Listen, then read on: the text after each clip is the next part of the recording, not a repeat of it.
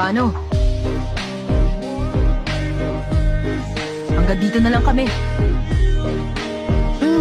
Mag-iingat ka sa pag-akyat. Killua, maraming salamat sa lahat. Oo, gusto ko sanang sumama sa'yo pero kailangan kong bantayan si Aloka. Tsaka hindi pa kayo nag-uusap ng kayo lang. Kita na lang tayo. Kapag nagsawa na ako sa mukha ni Kuya Killua, hayaan mo, palalayain ko na siya.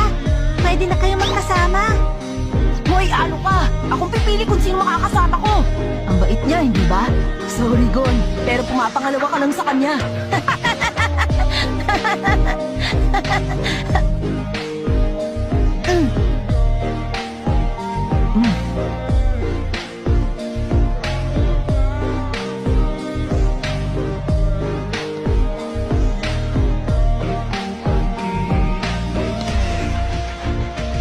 Sabi ni Kurt, kahit nasan tayo, mananatili pa rin tayong dalawang matalik na magkaibigan.